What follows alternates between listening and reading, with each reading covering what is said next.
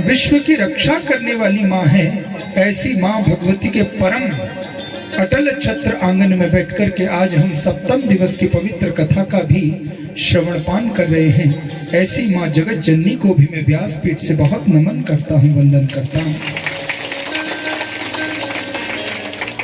हमारे कुमाऊं के न्यायकारी देवता के रूप में गोलजू देवता प्रभु को भी नमन करता हूँ।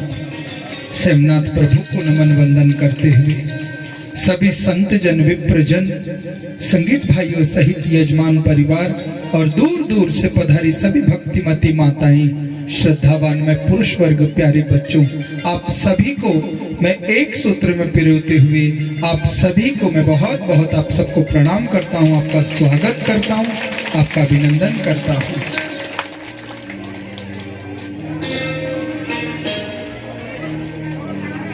और आज तो हमारे मध्य में और भी विशेष बात है कि आज दिव्य संतों के रूप में प्रथम दिन से ही पूज्यपाद कृष्ण जी महाराज और कल परम पूज्य देव गुरु से पधारे स्वामी प्रेमानंद जी महाराज और आज हमारे बीच में संत शिरोमणि के रूप में पधारे पूज्यपाद अटल महाराज जी का भी दर्शन हम सबको प्राप्त हो रहा है।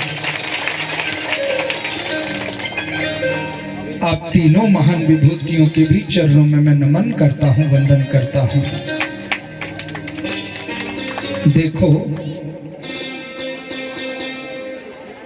कुछ लोग पलड़ा से आए होंगे, कुछ बबियाड़ के भी हैं, अभी मुझे नीचे मिले कुछ लोग मुक्तेश्वर से भी आए हैं। लेकिन ये और विशेष बात आपको बताऊं कि हमारे आसपास के क्षेत्रों में ऐसे तो भक्तजन आए ही हैं, लेकिन अभी मुझे पूज्य महाराज जी बता रहे थे कि बेंगलोर से भी, चेन्नई से भी कुछ भक्त यहाँ पधारे हैं।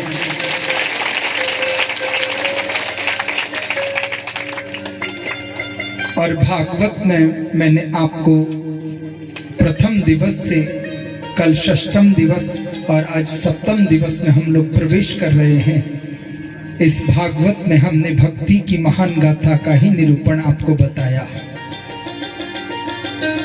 भाग्योदयेन बहुजन्म समर्जितेन सत्संगं लभते पुरुषो यदा वे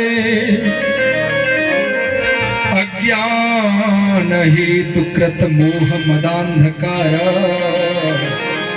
नाशं विधाय तदोदयते विवेकः।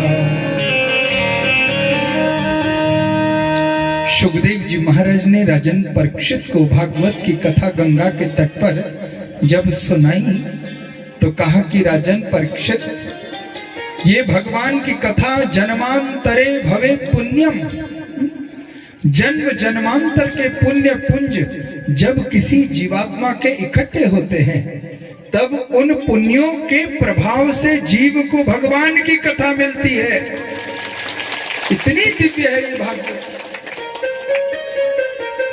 कि धन्या भागवती वार्ता प्रेत पीड़ा विनाशिनी। समस्त लोक लोकांतर विश्व की जितनी भी पीड़ा है और उन पीड़ाओं में भी अगर कोई प्रेत बन जाए तो उन प्रेतों की पीड़ा से भी उन प्रेतों को तृप्त करने वाली अगर कोई कथा है तो वो भागवत की कथा है। इतनी महान ये कथा है। और देखो, मैंने अक्सर अपनी बात में यह कहता हूं कि हमारी और आपकी होती है माताओं व्यथा। क्या होती है? क्या होती है? और भगवान की होती है कथा। लेकिन सूत्र भागवत का बता रहे हैं सुखदेव जी महाराज कि जो जीव भगवान की पवित्र कथा को सुन लेता है उस जीव की जन्म जन्मांतरों के बंधनों से बंधी वह व्यथा का भी अंत कर लेता है, नाश हो जाता है व्यथा का। भागवत की कथा का सूत्र है। जीव को भक्त बनाने वाली कथा है ये भागवत की कथा। कल हम सब ने दिव्य प्रसंग में श्रवण किया कैसे इंद्र के अभिमान का भगवान ने नाश किया और इंद्र के अभिमान का नाश कर करके फिर किस प्रकार गोपियों को भी अभिमान कल हो गया कि निशम्य गीतम तदनंग वर्धनम। भगवान ने वंशी बजाई, गोपियां दौड़ी चली आई, लेकिन गोपियों ने अपने को इतना अभिमान में भर लिया कि भगवान ही अंतर ध्यान हो गए। कल मैंने विस्तार से कथा आपको श्रवण कराई है, प्रेम से बोलना पड़ेगा और प्रेम से जरा। तो गोपियों ने 19 श्लोकों में भागवत में दशम स्कंद में पुकार भी लगाई और यही बात कही गोपियों ने कि प्रभु हमने तो अपना सर्वस्व आपके चरणों में ही रख दिया है और सारे सकल संसार के जगन नियंता तो भगवान आप हैं कि तव कथामृतम तृप्त जीवनम कवि विरीडितम कल्मषापहम श्रवण मंगलम श्रीमदादतम भुवि गृह्णन्ति ते भूरिदा जनाः। क्या दिव्य श्लोक गोपियों ने गोपिका गीत में गाए। कहा कि भगवान आपकी कथा जो जीव सुन ले तव कथामृतम, आपकी कथा अमृत है प्रभु, और आपकी कथा का अमृत जो जीव पी ले कल्मषापहम, उस जीवात्मा के सारे कल्मश नष्ट हो जाते हैं। प्रेम से बोलना पड़ेगा। इतनी दिव्य है भगवान की कथा। यत्ते सुजात चरणाम्बरूह स्तनेषु भीताशनेह प्रियदधिमहि कर्कशेषु तेनाटवीमटसि तद्व्यथतेन किंचित् कूर्पाधिभिर्भ्रमति धीर भवदायुषाम्ना। भागवत के श्लोक बड़े दिव्य है। तासा भावीर भूछौरी समय मान मुखाम्बुजाः।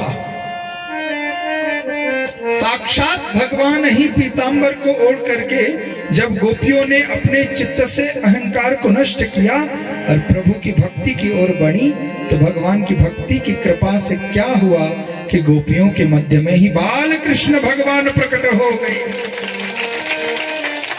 भागवत सूत्र बता रही है, देखो भगवान की कथा सुनने के लिए केवल आप और हम लोग ही नहीं आते, प्रेम से बोलना पड़ेगा। भगवान की कथा सुनने के लिए एक बार भगवान शिव शंकर का भी मन हो गया और कहा माता पार्वती से कि अरे माँ उमा चलो जरा हम भी चलें। कहा स्वामी कहाँ? तो कहा कि कुंभज ऋषि के पास चलते। एक बार त्रेता चुगमाही शंभु गए कुंभज ऋषि पाही, संग सती जग जननी भवानी, पूजे ऋषि अखिलेश्वर जानी। चरितमानस की चौपाई है। जैसे गोपियां बता रही हैं तव कथामृतम, कथा की महिमा, ऐसे ही भगवान शिवजी ने बताया। तो माता सती को तो बड़ा संशय हुआ कि मेरे स्वामी इतने मूर्धन्य हैं, वो भी किसी ऋषि के पास जाकर के उनको प्रणाम करके कथा सुन रहे हैं। लेकिन यहाँ पर सूत्र दे रहे हैं भगवान कि कोई कितना ही बड़ा क्यों ना हो जाए, लेकिन जब कभी कहीं भागवत की कथा हो, कीर्तन हो, भगवान का कहीं जागरण हो, वहां भक्ति की महिमा हो, तो वहां पर धन और पद सब किनारे रख कर करके जो जीव प्रणत भाव से रहता है वही भगवान के अभिष्ट फल को प्राप्त कर लेता है। मानो भोले शंकर ने यह माता पार्वती को बताया कि भगवान की कथा हो रही है माँ, इसलिए यहाँ पर ना मैं शिव हूं ना मैं कैलाशपति हूं, यहाँ तो मैं भगवान का भक्त हूं। इसलिए उतनी ऊंची चोटी से नीचे उतर करके कुंभज ऋषि को प्रणाम करके कथा सुनने बैठ गए। इसलिए भगवान की कथा इतनी मधुरमय है। श्री सुखदेव जी महाराज ने राजन परीक्षित को श्रवण कराया कि राजन, दिव्य दिव्य चरित्र, और कल तो उद्धव के भी अभिमान को गोपियों ने नष्ट किया और हमने भजन भी गाया। ये तो प्रेम की बात है, उद्धव बंदगी तेरे बस की, यहां सिर दे के होते हैं सौदे और सादगी इतनी सस्ती।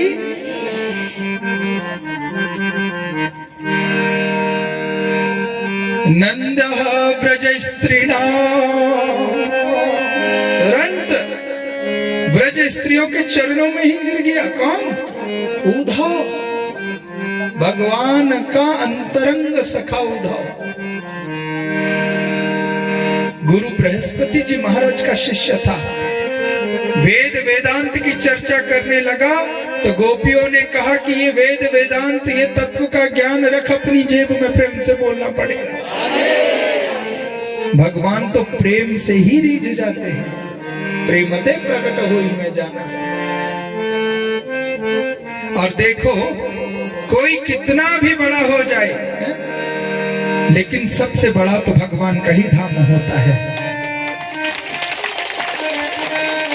इसलिए उस बड़े व्यक्ति को भी भगवान के धाम में नतमस्तक होना ही पड़ता है, क्योंकि किसी भक्त ने गाया है, सबसे ऊंचा मुकाम तेरा है, सबसे ऊंचा मुकाम तेरा है, सबसे ऊंचा मुकाम तेरा है, सबसे ऊंचा मुकाम तेरा है। सारी दुनिया में नाम तेरा है, सारी दुनिया बड़ा सुंदर में नाम तेरा है। अरे सारी दुनिया में नाम तेरा है, सारी दुनिया में नाम तेरा है, तेरा है, अरे तेरा है, तेरा है, सबसे प्यारा मुकाम तेरा है। दोनों हाथ से ताली बजा कर सबसे प्यारा, हाँ नीचे वाले को बढ़िया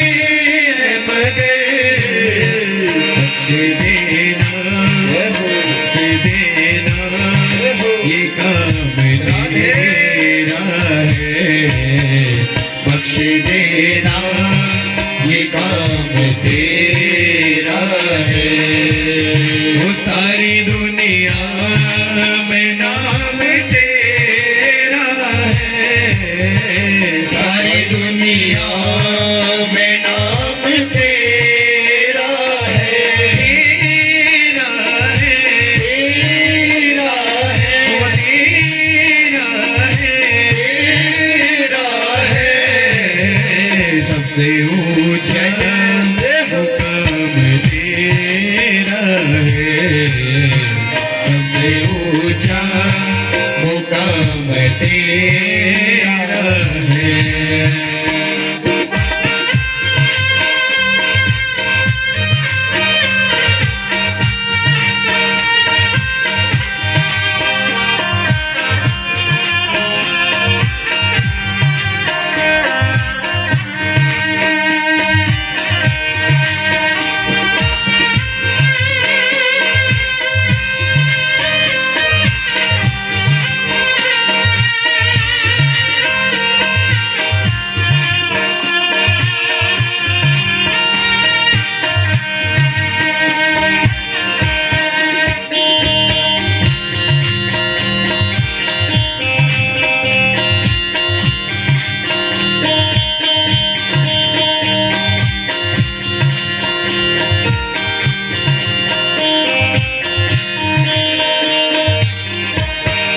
मैंने देखा है मन की आँखों से, मैंने देखा है मन की आँखों से, मैंने देखा है मन की आँखों से, मैंने देखा है मन की आँखों से, मैंने देखा मन की आँखों से, मैंने देखा मन की आँखों से, मैंने देखा है मन की आँखों से, मैंने देखा है मन की आँखों से, दर्श देना ये काम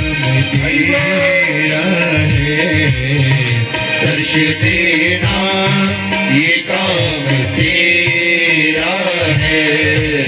वो सारी दुनिया में नाम तेरा है, सारी दुनिया में नाम तेरा है, वो सारी दुनिया में नाम तेरा है, सारी दुनिया में नाम तेरा है।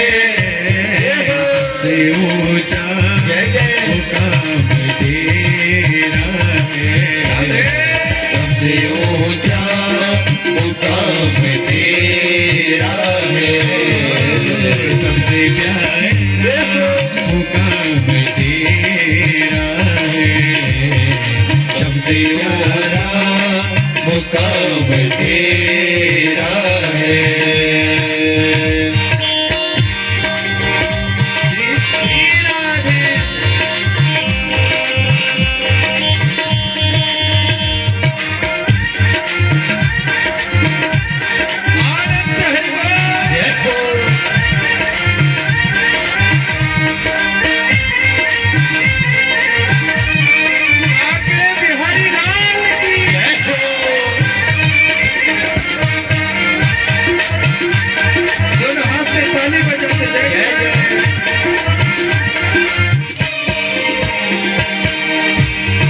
रेखा हाथों की बदल देते हो, रेखा हाथों की बदल देते हो, रेखा हाथों की बदल देते हो, रेखा हाथों की है प्रभु बदल देते हो, रेखा हाथों की बदल देते हो, हरे कहा की बदल देते हो, रेखा हाथों की बदल देते हो, रेखा हाथों की बदल देते हो, दिल के अंदर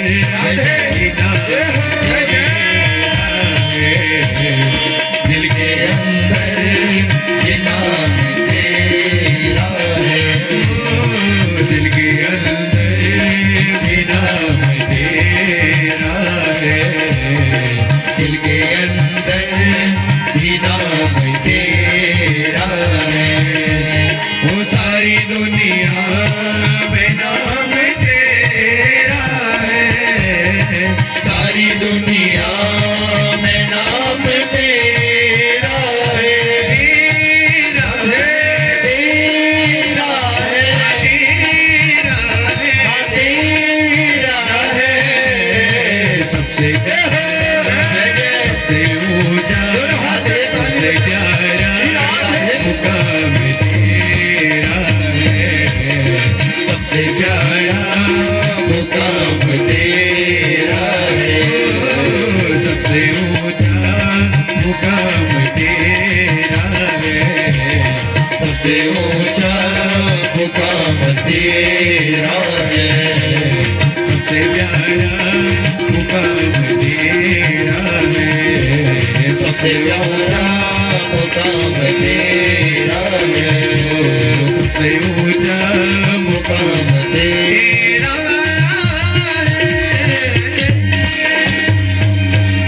बोल भक्त वत्सल भगवान की, श्रीमद् भागवत महापुराण की। इसलिए कोई जीव कितना भी बड़ा हो जाए, लेकिन भगवान का धाम तो सबसे बड़ा होता है। श्री सुखदेव जी महाराज ने राजन परीक्षित को कहा कि राजन, मैंने तुम्हें महाराज की लीला का कथा का भी वर्णन सुना दिया। इंद्र के मान को कैसे प्रभु ने भंग किया, कालिया के शीश पर प्रभु ने चरण रख कर करके उसको पार करा दिया। अब मैं और दिव्य कथा तो मैं सुनाता हूं। कहा कि राजन, भगवान के 16,108 विवाह हुए। प्रेम से बोलना पड़ेगा। तो विवाह प्रसंग को ही श्रवण कराने लगे। दशम स्कंद में दिव्य भगवान के विवाह प्रकरण के उल्लेख को उल्लेखित कर करके कहने लगे कि हे राजन परीक्षित, वैदर्भ्य सतु संदेशम निशम्य यदुनंदना प्रगह्य पाणिनां पाणिं प्रहसन्नतमब्रवीत्।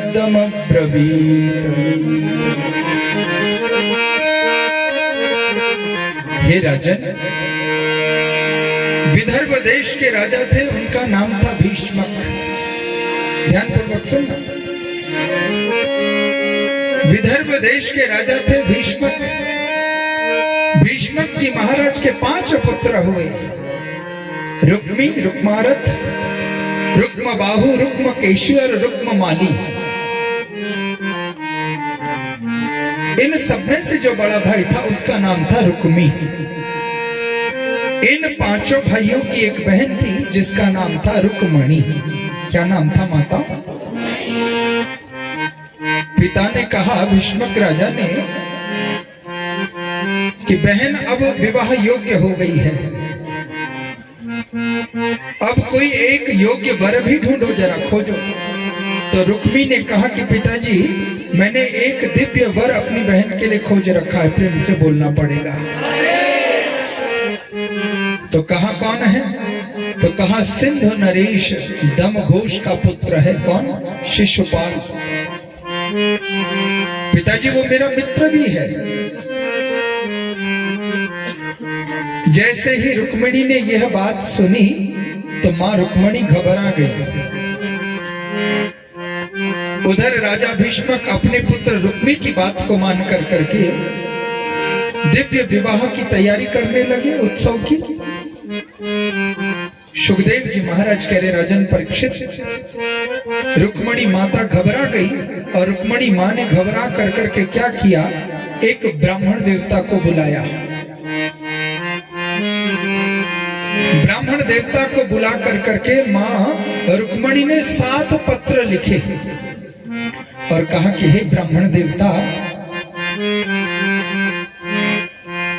द्वारिका के राजा है भगवान श्री कृष्ण और मैं उनको अपने चित्त में ही बिठा चुकी हूं। प्रेम से बोलना पड़ेगा।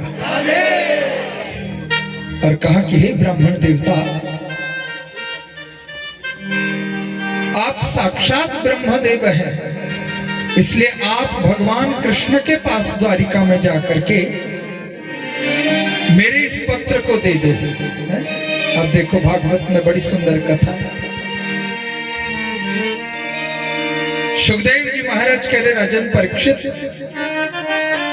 मां रुक्मणी ने जैसे ही वह पत्र ब्राह्मण को दिया, ब्राह्मण ने लिया और स्वयं रुक्मणी माता पार्वती मंगल के लिए मां उमा के भवन में चली गई, वहां मंदिर में चली गई पूजन अर्चना करने के लिए। और ब्राह्मण देवता महाराज पहुंच गए कहां? द्वारिका में।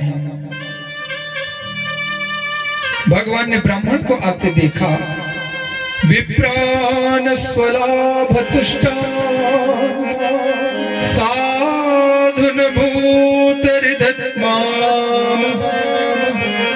भगवान ब्राह्मणों से इतना प्रेम करते हैं कि जैसे ही भगवान को सूचना हुई कि आज मेरे दिव्य देव दरबार में कोई ब्राह्मण अतिथि के रूप में आए हैं, तो भगवान ने ब्राह्मण देवता का बड़ा दिव्य स्वागत किया। क्योंकि मैं ब्राह्मण की पर्याय कथा आपको बता चुका हूं। देवाधीनम जगत सर्वम मंत्राधीनम च देवता ते मंत्रः ब्राह्मणाधीनम तस्मात् ब्राह्मण देवता। अगर कोई पूछे कि महाराज ये ब्राह्मण कौन है? तो परिभाषा है ब्राह्मण देवताओं की। देवाधीनम जगत सर्वम, माताओं ये सारा जगत देवताओं के अधीन है। प्रेम से बोलना पड़ेगा। मंत्राधीनम च देवता, जिन देवताओं के ये जगत अधीन है वो देवता मंत्र के अधीन है।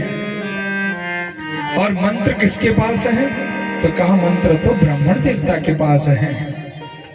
ते मंत्रः ब्राह्मणाधीनम तस्मात् ब्राह्मण देवता। द्वारिका में जैसे ब्राह्मण देवता पहुंचे तो तुरंत ही भगवान ने ब्राह्मण देवता को देखा तो तुरंत नतमस्तक होकर के प्रणाम किया। प्रणाम कर करके भीतर बुलाया। शांतान नमस्ये शिरसास्कृत। द्वारिका के राजा हैं भगवान, लेकिन ब्राह्मण को आया देखा तो तुरंत ही नतमस्तक कर दिया। द्वारिका में बैठा कर करके खूब ढेर सारा भोजन कराया।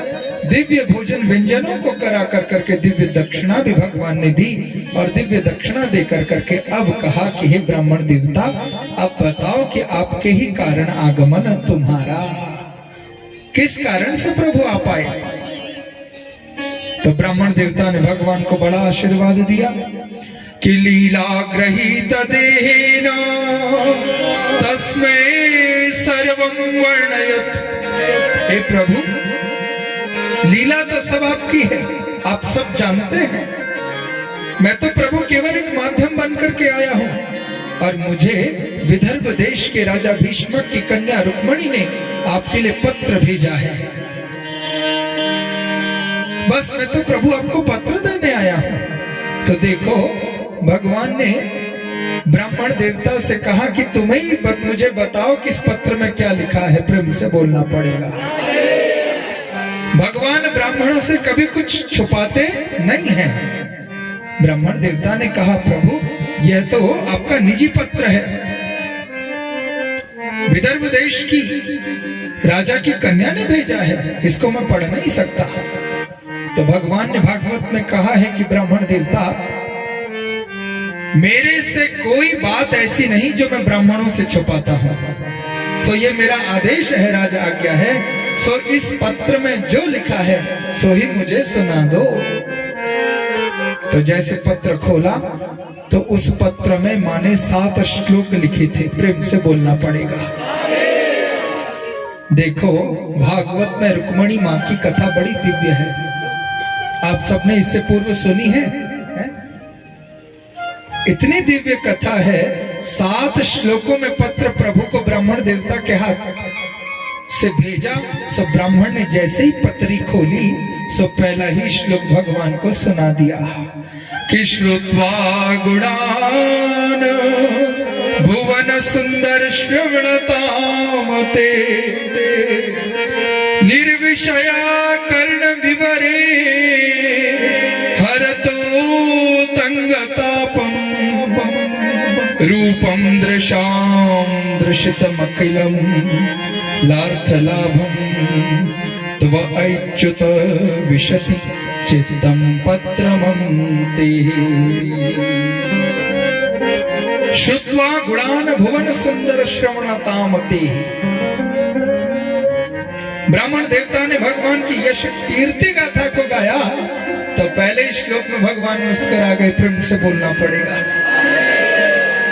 तो पहले ही श्लोक में पत्र में भगवान के स्वरूप का वर्णन माने किया कि रूपम दृशाम दृश्यमता अमखिल मालार्थ लाभम। हे प्रभु मानो इस पत्र में यह लिख डाला कि प्रभु जब आप हरि थे तो मैं आपकी चरणों की दासी रमा थी।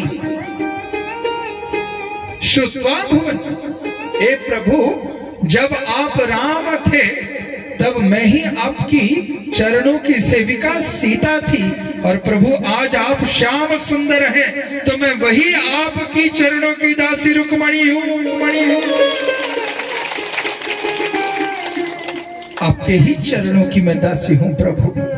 तन्मे भवान खलुवत परितंग जाया।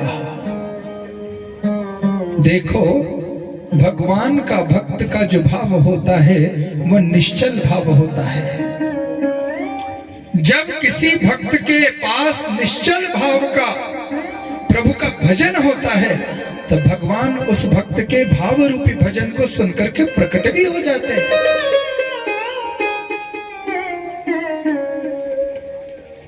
ब्राह्मण देवता के मुख से भगवान ने जब दिव्य पत्र को श्रवण किया तो भगवान बड़े प्रसन्न हो गए और दिव्य रूप से भगवान ने रथ को तैयार किया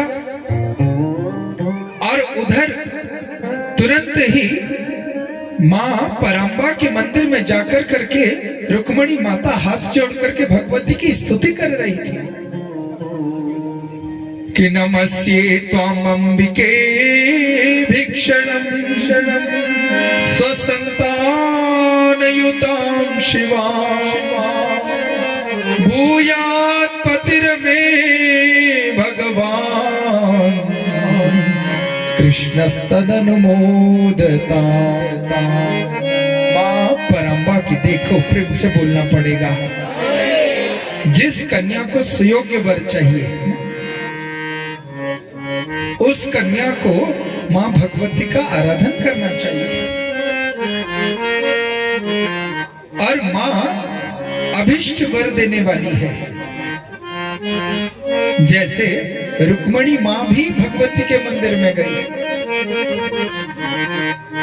देवी पूज्य पद कमल तुम्हारे, देवी पूज्य पद कमल तुम्हारे, देवी पूज्य पद कमल तुम्हारे, देवी पूज्य पद कमल तुम्हारे। होई मुनि सब होई सुखारे, सुर नर मुनि सब होई सुखारे, सुर नर मुनि सब होई सुखारे, सुर नर मुनि सब होई सुखारे, सुर नर मुनि सब होई सुखारे, सुर नर मुनि सब होई सुखारे। देवी पूज्य पद कमल तुम्हारे, सुर नर मुनि सब होई सुखारे। भव भव विभव परा भव माता, जगत जननी दामिनी। क्या दिव्य स्तुति चरित मानस में गोस्वामी जी महाराज ने मां की लिखा। कोई अगर व्यक्ति सुखी होना चाहता है तो उसको माँ की शरण में आना चाहिए। और हमारा तो कितना बड़ा सौभाग्य है कि साक्षात माँ भगवती के अटल छत्र छाया में कथा श्रवण करने को मिल रही है। तो देखो, इस अटल छत्र छाया में जिसको माँ चाहे उस पर अभिष्ट कृपा भी करने वाली है। लेकिन माँ भाव की भूखी है। पत्रम पुष्पम फलम तोयम यो में भक्ति अप्रयच्छति, कहा ना भगवान ने गीता में। तो भगवान ने कहा कि मैं रीझता नहीं। अर्जुन ने कहा प्रभु, कोई भक्त अगर पत्र चढ़ाए, पुष्प चढ़ाए, फल चढ़ाए, जल चढ़ाए तो प्रभु अब रीझते क्यों नहीं है? क्या कारण है प्रभु? तो भगवान ने कहा कि अर्जुन, पत्र भी मैंने बनाया है, पुष्प भी मैंने बनाया, फल भी मैंने बनाया, जल भी मैंने बनाया, और मेरा बनाया मुझे चढ़ाया। सो क्या चढ़ाया? और उसको चढ़ाने पर भी जी बिठलाया है कि मैंने प्रभु को ये चढ़ा दिया, मैंने ये चढ़ा दिया। भगवान प्रसन्न नहीं होते। तो कहा प्रभु आप कैसे प्रसन्न होते हैं? मद भक्ता मन मना। भगवान कह रहे कोई अगर मेरा भक्त मदमस्त होकर मुझ में खोकर कोई अगर अपना मन ही मुझे चढ़ा दे तो बस मैं उस भक्त से प्रसन्न हो जाता। जय हो बोल जी महाराज।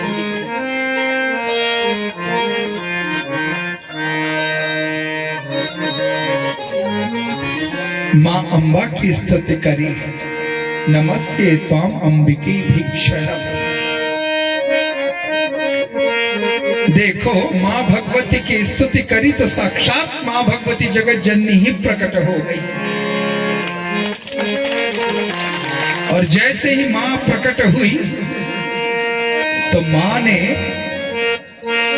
रुक्मणी देवी के गले में अपना विजय कंठहार माल ही डाल दिया। अभिष्ट फल देने वाली अगर कोई है तो वह साक्षात जगत जननी है। माता कुमाता न भवति। पुत्र कुपुत्र हो सकता है लेकिन माता कभी कुमाता कभी भी माता नहीं होती। अगर कुमाता बन जाए तो फिर वह नरक गामिनी हो जाती है, उसका मुख का दर्शन नहीं करना चाहिए। लेकिन मेरी जो सर्वेश्वरी अखिलेश्वरी भगवती माँ है वो कभी किसी भक्त के लिए विमाता नहीं बनती, कभी नहीं बनती। सुखदेव जी महाराज कह रहे हैं राजन परीक्षित, माँ भगवती परम्बा का अखंड आशीर्वाद प्राप्त किया और माँ का आशीर्वाद प्राप्त करके रुक्मणी माता जो ही माँ का आशीर्वाद लेकर करके आई तो उधर देखा कि अति वेग से भगवान श्री कृष्ण रथ लेकर आ गए। और जैसे ही शिशुपाल उधर बारात लेकर आ रहा था, भगवान ने रुक्मणी को हाथ दिया, रुक्मणी ने प्रभु का मंगल दर्शन किया और प्रभु ने रुक्मणी का हरण ही कर लिया।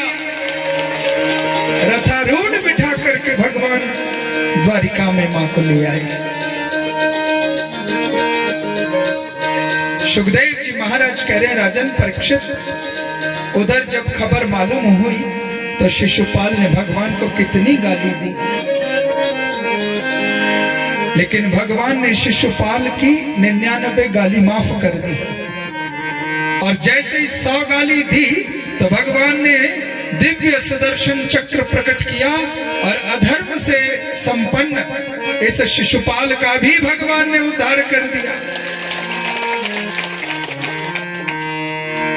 शिशुपाल का उद्धार किया तो ज्योति शरीर तो नष्ट भ्रष्ट हो गया, लेकिन जो शिशुपाल के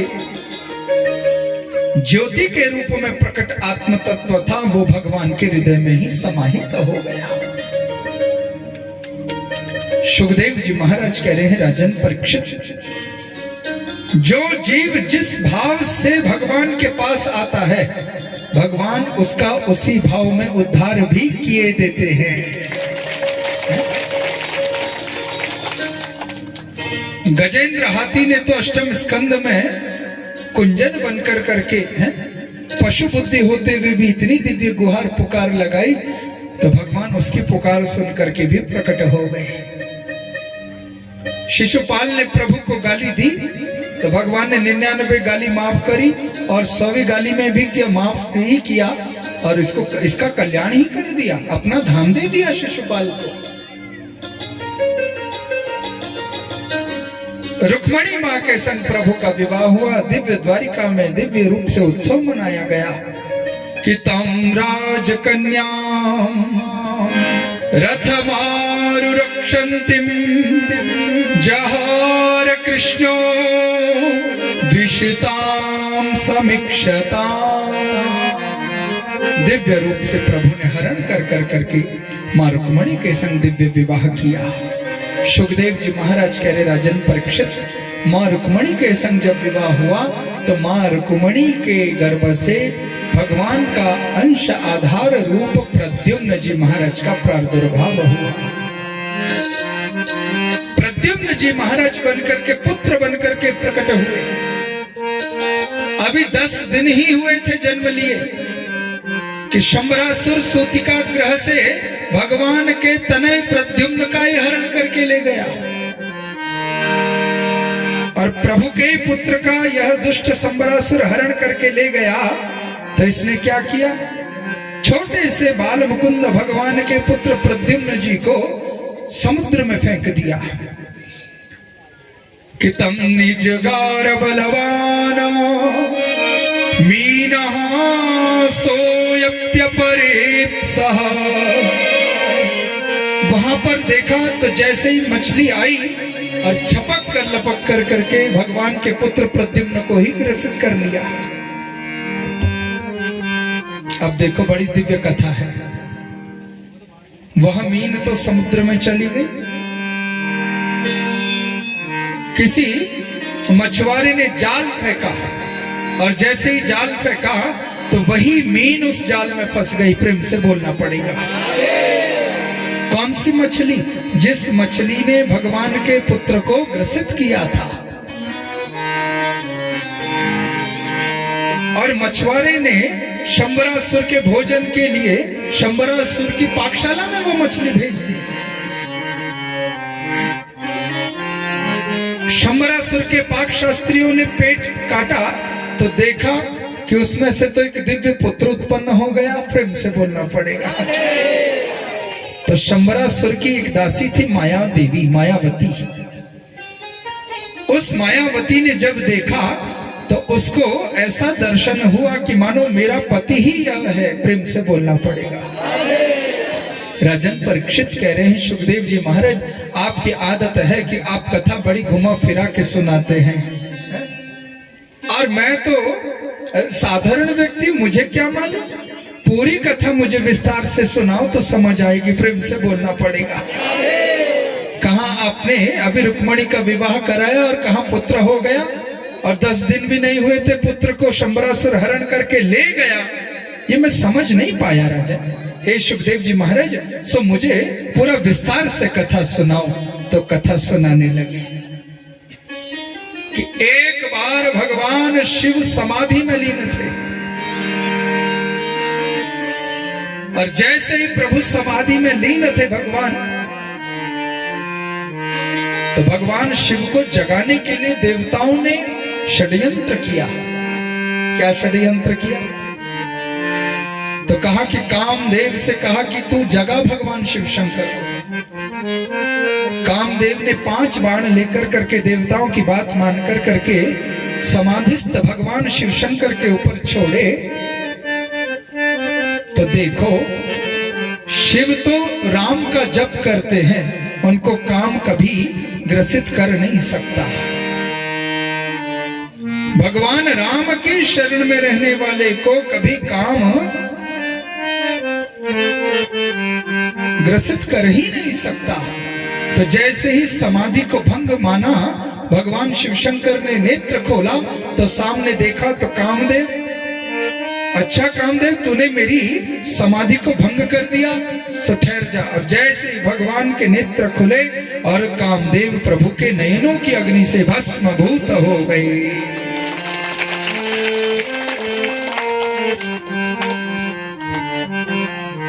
तब शिवती सरनयन उघारा, तब शिवती सरनयन उघारा, चितवत का